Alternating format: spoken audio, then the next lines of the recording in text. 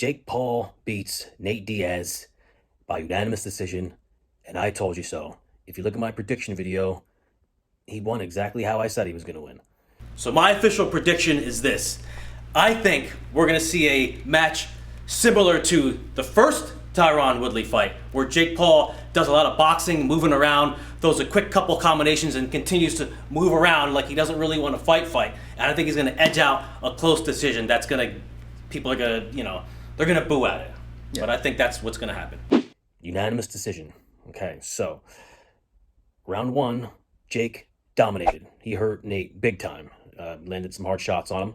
Looked like he was going to go for the knockout, but Nate weathered the storm and then made it in round two. Round two, Jake won, but you could see that his urgency to get the knockout was slowing down.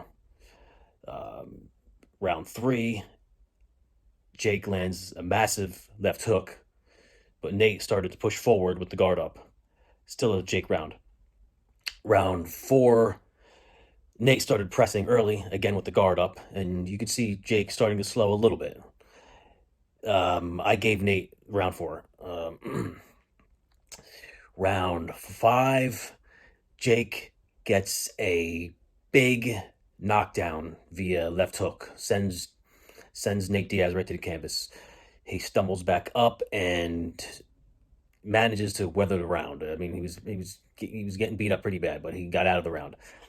That was a 10-8 round. And round six was a close round, and Nate started to pick up the volume.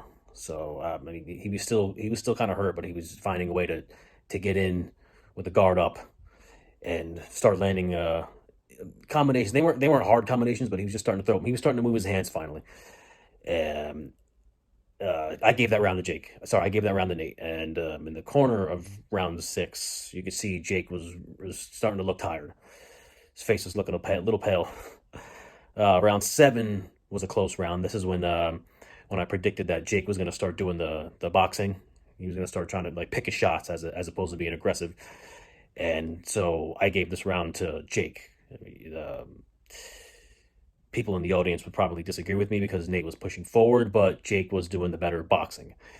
Round eight, Nate starts to land he lands a heavy shot at the end. It was a pretty good. I don't want to say it was an uppercut, but it was kind of like a straight left on an uppercut angle. It was really awkward. You'll have to check that out on the highlight reel. That was his best shot of the fight, I think. I gave that round to Nate. Round nine, I also gave to Nate just on the volume and then the combinations. And just like I said, when he would start throwing those combinations, Jake would turtle up and not look for the counter until the combination was done. And then round 10, Jake was back on his boxing and looking to land some shots, and I gave the round 10 to Jake.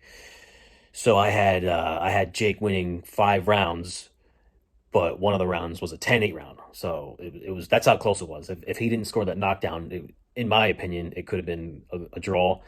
But if you go to the judges' scorecards, they didn't see it that way. They seen it more 97 to 92, and then 2 of the other judges seen it 98 to 91. So they were very pro Jake Paul, but Nate Diaz definitely won some rounds in there. So I don't know what the hell they were looking at. And what does this boil down to? This boils down to what I said in my prediction video, that he was just going to be too big for Nate. He was just his power was significantly greater than Nate. Nate wasn't really able to handle the big power of Jake, in a sense that he wasn't able to open up as much as you would expect Nate Diaz to, because he was just so much bigger. I mean, he was probably 20 pounds heavier and like muscle. So overall, it was a very, very entertaining fight, and we might be able to see the MMA rematch, or they should do it in the ring again. I don't know. It was a good fight, and look forward to the next one. See you guys later.